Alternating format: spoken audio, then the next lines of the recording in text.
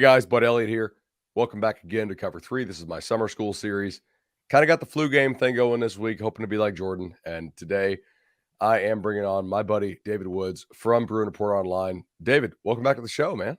Thanks for having me on, bud. It's a great time being on here.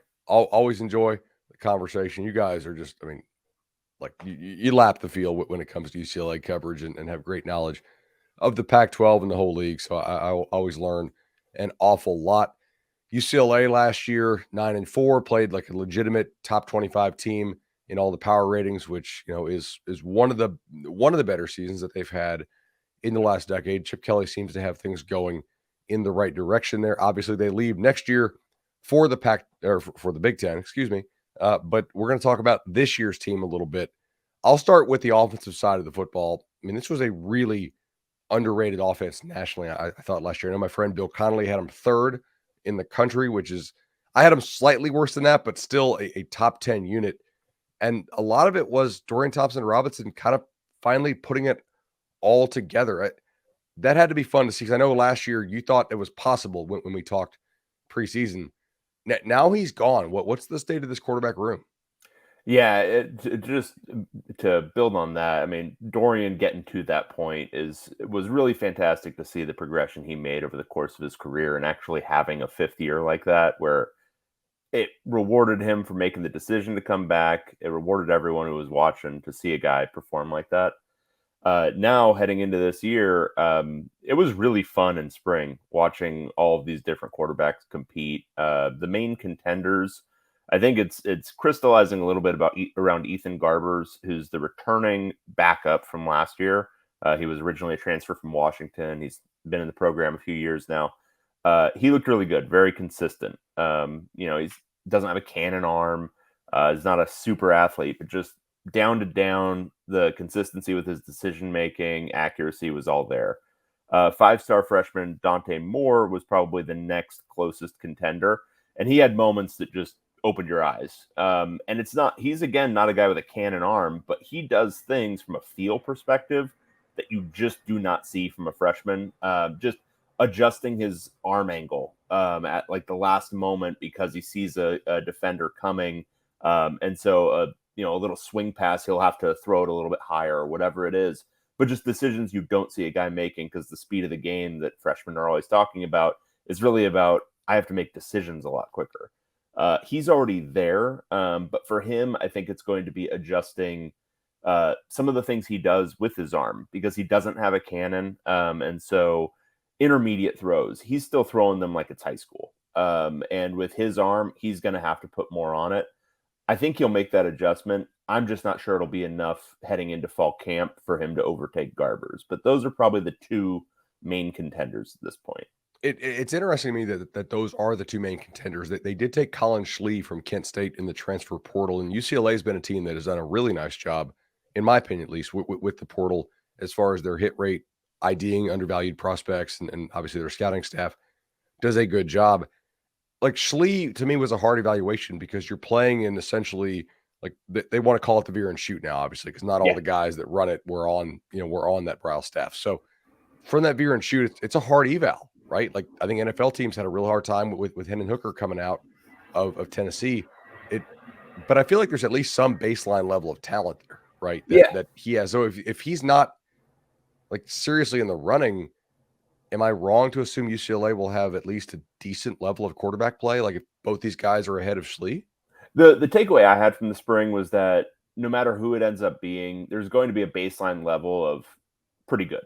Okay. And if somebody makes a leap, it's going to be better than that. I would say for Schlee, the the thing is with the eval there, the tools are all there.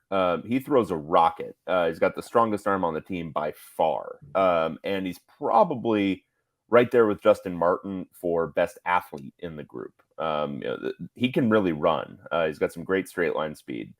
The issue for him was consistency and accuracy. Some of his throws just you had no idea how it was going, where it was going, based on what it was intended to do in that play.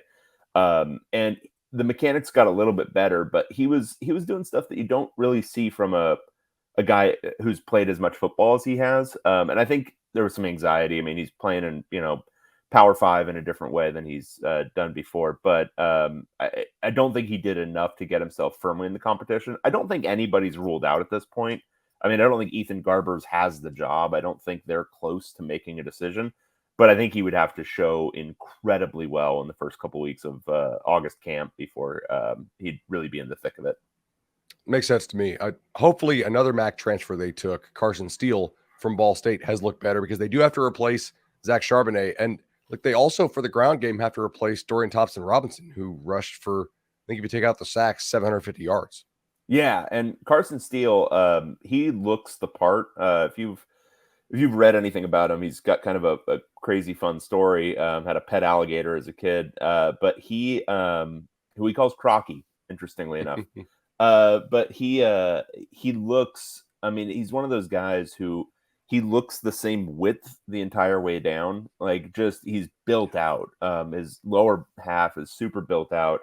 So it doesn't show in spring what his best asset is, which is more than likely his balance. If you watched him last year in the MAC. And so, because guys aren't hitting at UCLA spring ball at all, so you don't really see the balance as much, but good change of direction, really good balance. We expect him to play a ton. The guy who actually opened eyes in the running back room was TJ Harden, who's a holdover from last year. He very much, it seemed like the attitude of, I'm not letting this guy come in and just immediately take my job. I think it's going to be a tandem between the two. Harden is another good size back, good 6'0", maybe 210, and he's got a really nice burst to him. And he's added a little bit of quickness and explosion in the offseason. I expect those two to take the lion's share of carries, and I don't know if even the combination is going to perfectly replace Zach Charbonnet, but I think there's going to be really good production from the running back room. It is a Chip Kelly offense after all. I feel like in almost every position group, we're like, hey, this is one of the best players UCLA's had at this position group in a while, and receiver is no different with losing, Jake Bobo. Does 86 targets feel low? I feel like for the big UCLA games I watched, David, I feel like this, like I know what a 100 target guy looks like, and I guess because UCLA does run the ball an awful lot, but when they were throwing it in the big situations, it was kind of going to Jake Bobo, who was a very underrated receiver, I thought, nationally. He's gone. Kaz Allen's gone. Charbonnet caught a lot of balls. They went to the portal. I know they were excited last year about some of the young guys they had maybe to develop for this year. How is this all shaken out so far? The receiver room is going to be, bold take, going to be the strongest unit on the team. With J. Michael Sturdivant coming in from Cal. Now, you've got to do like a Cal discount when a guy comes in, when you look at his numbers, because it's Cal. And Cal we love him, but they're terrible. Sturdivant, he caught, I think, 65 balls last year for Cal. He's a stud. I've watched a lot of receivers come through UCLA. He's the best I've seen from just a combination of skills, athleticism. It's 20 years. It's nuts. And UCLA hasn't, I'll caveat that UCLA hasn't had a ton of great receiving in that time, but Sturdivant's a stud. Kyle Ford coming in from USC. USC, he was kind of buried on the depth chart, which was not really a fault to him as much as it was credit to all that talent in that room. He's going to be pretty good for UCLA. I think he's going to be top 3 receiver. Then you have Cam Brown returning, who was starting to show out towards the end of last year. You've got Braden Pegan, who was a freshman last year. He, of that class of Jaden Marshall and Braden Pegan, he's the one who's really developing. He's about 6'4", can really run, and is starting to show signs of having that body control to make high pointing catches downfield.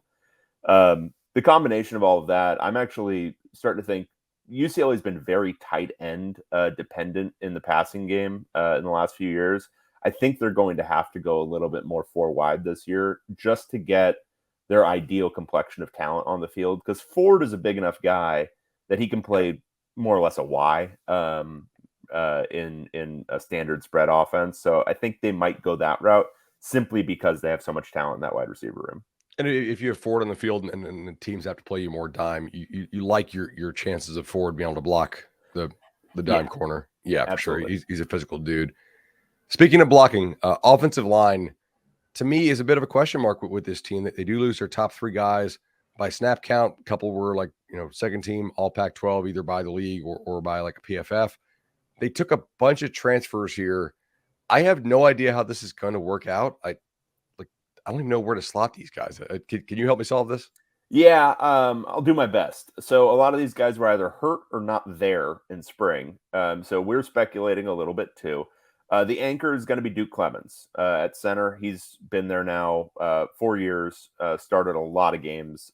He's a good player. Garrett DeGiorgio at right tackle. You can slot him in right there because he played right tackle all of last year. After that, it's really just kind of open. Old Dominion left tackle Kadir Kunta is coming in. We haven't seen him yet, but the expectation is that he's going to slot in at left tackle. They really liked his film. I liked him well enough too. I think he'll make sense at left tackle. And then the other positions. So Spencer Holstage is the Purdue transfer coming in at guard. He really didn't practice a ton in the spring, but we like the look of him. I mean, he was really good at Purdue. He might eventually be an NFL guy. And so I think he might make sense at left guard. Right guard is the question mark. They're bringing in, I should say, Jake Wiley, who's the Colorado transfer, who has started a lot of games. Open question how well he performed, but again, you got to kind of project when you're talking about Colorado the last couple of years, just because the offensive scheme was so mismarried to what they had personnel wise that you can't really blame it. You can't really blame anybody for not looking very good. And so I think he's going to come in and have potential to start at right guard, which is a combination of two things. One, he's got a lot of starting experience, and two, there just aren't a lot of options. UCLA, there can be ebbs and flows with offensive line development. Right now, they haven't hit on a lot of the high school guys who have come in the last couple of years. And so there's a lot of guys listed on our projected depth chart who really haven't shown the ability yet to contribute at this level. So I think Wiley's going to come in, more or less take that right guard spot as long as he looks like he has a pulse, and I think he will. So you'll see 3 transfers starting more than likely for UCLA: Holstage, Kadir Kunta, and Jake Wiley. I don't know if I assume your readers know. I was told by somebody I trust that Colorado actually did not want to lose Wiley. Well, that's good. Yeah, Yeah, and that's really good. Most of the guys that Colorado ran off, they definitely were cool with losing. There's about 4 or 5 that they did attempt to keep. So, and Wiley was in that bucket. So at least that is rare company in the Deion Sanders era. Absolutely. I mean, this offense is probably not as good as last year, but I feel like if they make up for some of the losses they have last year, maybe it's through explosive passing. Like that was the one area they did not hit a bunch of explosive pass plays. I mean, Chip schemes up stuff pretty well. Like it's hard for me to think, unless the offensive line just really collapses, that this thing just completely goes to heck, right? Like it's got to be at least good. I would. Well, think. I think I said this last year, but I think Chip Kelly can craft a running game out of you, me, and 9 friends. So I'm not too worried about the run game. I'm not too worried about their ability to connect when they have time in the passing game. Like I think the receiving core is good enough, and like I said, quarterback position, it'll be fine. I mean, it won't be Dorian Thompson-Robinson last year, but it's going to be fine. It's that offensive line. If it holds up, then I think they can. I mean, I think Chip Kelly's hit the point at UCLA where the offense is kind of self-replicating. Yeah. Oh, I know the pieces I need for the type of scheme I need. So we just need to get this, and this, and then he can do his kind of wizardry. So I think if the offensive line holds up credibly well, I think you're looking at a top 15-ish offense again, which it's not going to be last year. I mean, whatever numbers you're looking at, it was top 10, more or less. Bills had him at number 3. But I think it'll be top 15 pretty comfortably. It makes a lot of sense. I always ask this. Is offensive line here the spot where the gap between the starters and the backups is the largest in your opinion? Yeah. Okay. Yeah. We watched a lot of the backups this spring, and not to go too into depth on any names, but yes, correct, bud. Yeah, that's a good question to ask for previews, because if you're tracking stuff during the season, like, ooh, okay, Yeah, so Couldn't. here's what I'll Yeah. tell you. I'll give Mhm. you a little bit of detail. So at center, Benjamin Roy, he looks playable. So Okay. if they lost Duke Clemens at some point, that's not. I mean, it would hurt, but it wouldn't be a deal breaker. Pretty much every other position, the drop off on the offensive line. Whenever you lose one guy, it's usually not a big deal at the college level. But if they have to play two of those guys at once, it's going to be rough. Gotcha. Defensively last year, was again not very good. I mean, they were what 89th in bills. I think some had them in the 90s. It's kind of been like 90th or worse in most Yeah, power, like most of the stuff that adjusts for opponent for like 4 or 5 straight years. And yet I find myself thinking maybe this is the year the defense actually takes a step forward. They do return a lot of guys on the defensive interior, like names I know who put up decent numbers with Toya, Gary Smith. I think is a good player. A couple other dudes as well. Is this the year they can make a breakthrough? yeah. So this is the funny thing because I agree with you on the returning guys, and I think the issue for UCLA last year and maybe a couple years in past is that the whole was not as good as the sum of the parts. Like you Yeah, had these pieces that were in theory, Darius Muasau was supposed to be, he played really, really well at the Hawaii level. So you would think steps up, he's going to be a pretty good player. He had some struggles. And then defensive line, you've got Jay Toia, you've got Gary Smith, Martin Andrews at the beginning of the year, and still they didn't get great production out of that position when those guys were pretty good players. Looking at it right now, I think they've changed coordinator again. Very sadly, Bill McGovern, who started last year as yeah, defensive coordinator, he passed away just a couple weeks ago. Which he coached the first 6 games of last year. Then they had to go to Clancy Pendergast, who was running it as a analyst. But this year they've got a defensive coordinator, Danton Lynn, who's from the Ravens, and he's a young guy. The kids really seem like they're responding to him, which is great. But you don't really know from a scheme perspective what they're going to be able to change, how significantly they're going to be doing big changes, considering it's spring. And for the most part, they're just doing basic install. I would say it's looking like it's going to be a 4-2-5 again, which that's no. I'm not dropping revelations here. That's pretty sure, much everyone in college football these days. And the personnel on one side, they're returning a lot of production. On the other side, they haven't really added a ton. On offense, it's big time transfer at every position. Defense, it's mostly the same guys. This spring, Gary Smith was hurt for most of the spring, didn't seem major. But it's Jay Toia, it's Leatu Latu. It's the Murphy twins, and yeah, all those guys look like they can really play. But the question is, is the combination of this? Are they going to be able to generate a consistent base pass rush? They weren't last year. They had to blitz a ton to get any kind of pressure off the edge, except for those instances when Latu just kind of, okay, I'm going to make this happen on my own. So that's probably my big question for the defense is, can you develop some kind of base pass rush so you're not just overbalancing and overcorrecting all the time and putting, your linebackers and your secondary in really bad positions? absolutely. I wanted to ask you about Oladejo, the Cal backer they took. I know he Yeah. had a great game for Cal, like against them. Yes. That was like the rescheduled game, right? So Yes.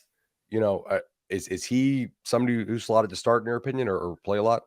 Yeah, so spring, I don't know how much of their first string and second string decisions were trying to keep guys from heading into the portal. Sure. They were very successful in that, though. They only had one guy go in the spring, which is pretty much a rarity these days in college football.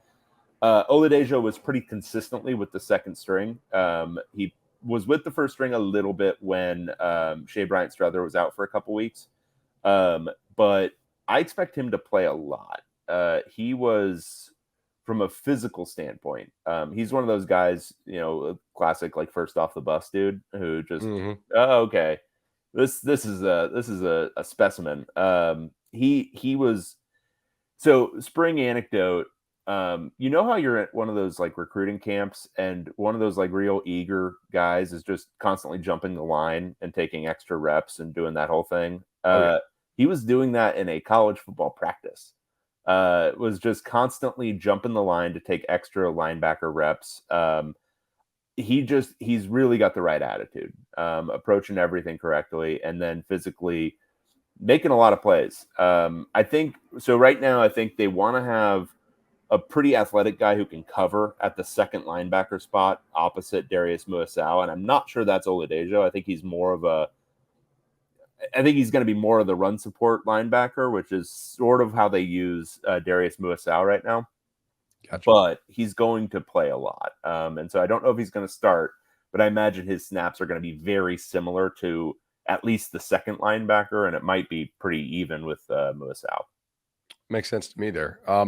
Secondary wise, where they did lose a decent number of players, they went out and got defensive back Jordan Anderson. I, like is losing Osling and Blaylock that huge of a deal? Like their numbers weren't amazing. I guess. Is it wrong to expect status quo here? So Osling made a big step up in his last year.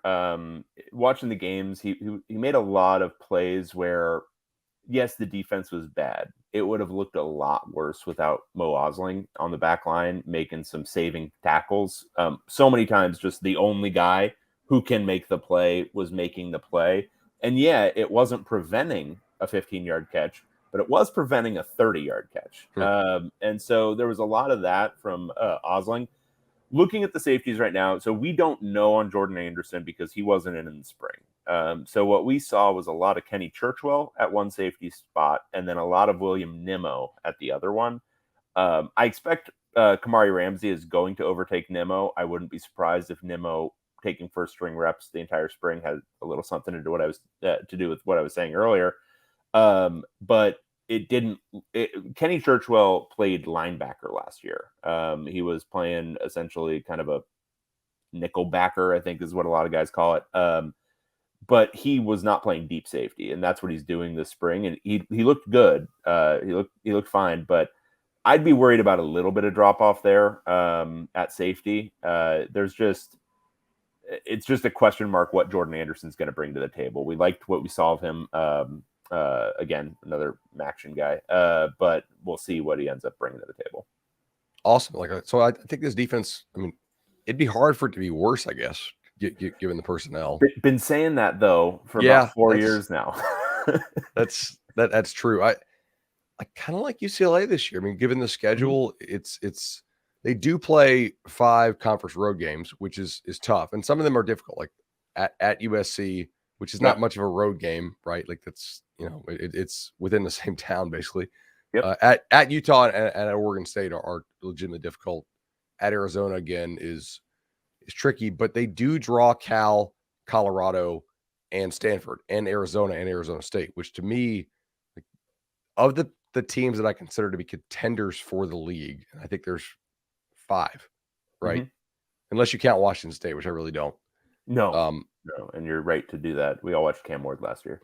Yeah, exactly. So, like, if you draw the 5 bottom teams, which I think it is, and you draw Washington State too, like that's fairly helpful. Like, not everybody gets all that draw.